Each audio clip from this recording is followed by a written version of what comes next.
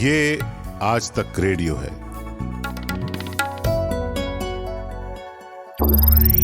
ज्ञान ध्यान।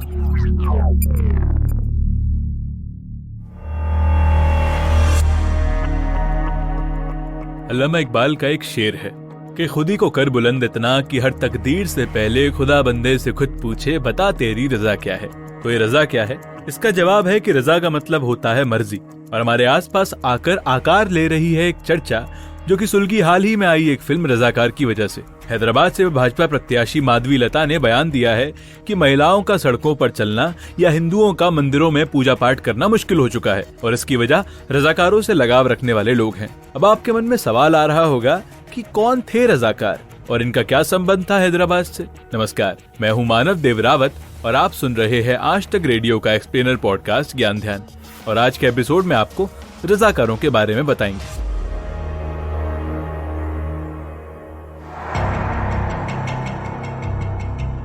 रजाकारों के इतिहास को समझने का रास्ता हैदराबाद के इतिहास से होकर जाता है, इसलिए पहले जरूरी है कि हैदराबाद और हैदराबाद के निजाम के बारे में समझा जाए। उस वक्त हैदराबाद के निजाम मीर उस्मान अली खान सिद्दीकी आसफ जा हुआ करते थे, जो कि उस जमाने के देश के सबसे अमीर आदमी लेकिन उतने ही कंजूस और अय्याश आदमी माने जाते थे। कहा जाता है कि वो टेबल पे रखे दस्तावेजों को पेपर वेट की बजाय हीरे से दबाया करते, लेकिन वही खाने में टिन के बर्तनों का इस्तेमाल करते थे। हैदराबाद की रियासत के निजाम का दिमाग सियासत के मामले में बहुत चलता था। उन्होंने हर उस सत्ता से दोस्ती की जो कि हैदराबाद के दुश्मनों के दुश्मन थे। इसी चक्कर में जब पूरे भारत में अंग्रेजी हुकूमत को हटाने की मुहिम चली हुई थी, निजाम अपनी वफादारियां निभा रहे थे। सत्ता बचाए रखने का यही हुनर था जो बहुसंख्यक हिंदुओं वाली रियासत भारत की आजादी के आंदोलन का सीधा हिस्सा नहीं बन सकी। निजाम के पास अपने दिमाग और अंग्रेजों से दोस्ती के अलावा एक और ताकत थी, वो थे रजाकार। ये आम लोगों से बनी हुई एक फोर्स थी जिसके पास हथियार चलाने की थोड़ी बहुत ट्रेनिंग हुआ करती थी। इनमें से एक था हैदराबाद का रिटायर्ड अधिकारी महमूद नवाज खान।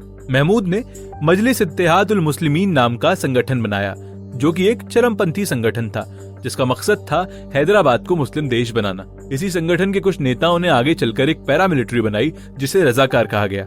रजाकार एक अरबी शब्द है जिसका मतलब है स्वयंसेवक। रजाकारों को अल्लाह का सिपाही भी कहा गया। ये आम लोगों से बनी वो सेना थी जो जरूरत पड़ने पर हथियार उठा सकती थी। मूल रूप से ये लोग अरब और पठान थे, लेकिन फिर स्थानीय लोगों से घुल मिल गए और जैसे जैसे वक्त बदला रजाकारों की ताकत, उनका आतंक और कट्टरता भी बढ़ती चली गई। हैदराबाद में उस वक्त करीब 85% आबादी हिंदुओं की थी और बची हुई मुसलमान, लेकिन ऊंची पोस्ट पर सिर्फ मुसलमान ही थे। यहाँ तक कि रियासत में ज्यादातर टैक्स हिंदुओं से ही वसूले जाते, चाहे घर में किसी बच्चे का जन्म हो, कोई मौत या फिर खेती बाड़ी।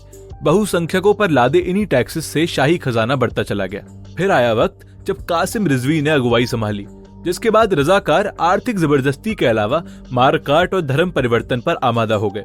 कई किताबों में जिक्र मिलता है कि कैसे रजाकार गांवों पर हमला बोलते और लोगों पर इस्लाम अपनाने का दबाव बनाते। मना करने पर पुरुषों की हत्या कर दी जाती, जबकि स्त्रियों से या तो रेप होता या फिर उन्हें उठाकर ले जाकर जबरन शादी कर ली जाती। इनसे जन्मे बच्चे रजाकारों की संतान कहलाते।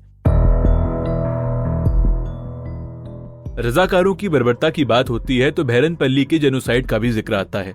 ये रियासत का एक गांव था जहां किसी भी तरह से रजाकार नहीं पहुंच पा रहे थे। जैसे ही लोग भीतर घुसने की कोशिश करते, गांव वाले संगठित होकर पैरामिलिट्री पर हमला कर देते।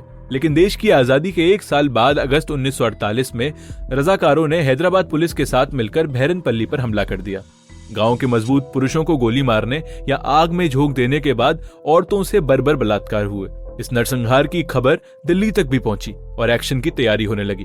आजादी के बाद देश के पास कई समस्याएं थीं, जैसे कश्मीर मामला। देश को एक साथ कई मोर्चों पर लड़ना न पड़े, इसके लिए हैदराबाद निजाम और भारत सरकार के बीच एक समझौता हुआ। इसमें अलग देश की मांग कर रहे निजाम को कुछ छूट देने की बात थी। तब के राज्य सचिव वीपी मेनन की पुस्तक द इंटीग्रेशन ऑफ स्टेट्स में रजाकारों के नेता कासिम रिजवी के एक भाषण का जिक्र है। उसने कहा था कि अगर भारत ने हैदराबाद में घुसपैठ करने की कोशिश की तो उसे 1.5 करोड़ हिंदुओं की राख और हड्डियों के सिवा कुछ नहीं मिलेगा। खुद भारत सरकार ने साल 1948 में एक श्वेत पत्र निकाला जिसमें मराठवाड़ा के 4 जिलों में 50 से ज्यादा बर्बरताओं की बात कही। इन घटनाओं में 200 से ज्यादा जानें चली गई। बहरनपल्ली नरसंहार के बाद स्थानीय हिंदू संगठन एकजुट होने लगे। इससे तत्कालीन सरकार पर दबाव बढ़ा कि वो समझौते को नजरअंदाज कर कत्लेआम मचा रही पैरामिलिट्री पर एक्शन ले। 13 सितंबर 1948 को आर्मी ने ऑपरेशन पोलो नाम का अभियान शुरू किया। तब पता लगा कि रजाकारों के पास ना तो ताकत थी, ना ही संगठित सेना। आखिरकार निजाम ने अपनी बर्बर सेना को इंडियन आर्मी के सामने सरेंडर करने को कह दिया। रजाकार मान रहे थे कि पाकिस्तान इस जंग में उनका साथ देगा, लेकिन अपने ही मुद्दों से जूझते हुए उस देश के पास हस्तक्षेप की ताकत नहीं थी। 18 सितंबर को रजाकारों के नेता कासिम रिजवी के अरेस्ट के साथ हैदराबाद का भारत में विलय हो गया। हालांकि रजाकारों के आतंक की कहानियां आग में दबी चिंगारी की तरह जब तब भभक जाती हैं। आज के एपिसोड में बस इतना ही। आपको हमारा एपिसोड कैसा लगा बताइएगा जरूर। स्पॉटिफाई या एप्पल पॉडकास्ट पर सुन रहे हैं तो रेटिंग जरूर दें।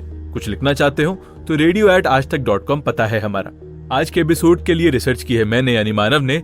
मिलते हैं किसी और पॉडकास्ट में।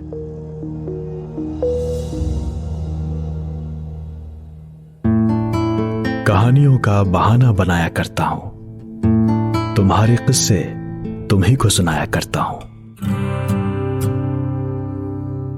मेरा नाम है जमशेद कमर सिद्दीकी और ये है कहानियों का मेरा खास शो स्टोरी बॉक्स, जिसमें मैं आपको सुनाता हूं इंसानी रिश्तों और एहसास की वो खूबसूरत कहानियां जिनके किरदार आप हैं। सुनिए story box with Jamshed Qamar Siddiqui Aaj Tak radio के अलावा Spotify, Apple podcast, Google podcast, Jio Saavn या आपके फेवरेट ऑडियो स्ट्रीमिंग प्लेटफॉर्म पर।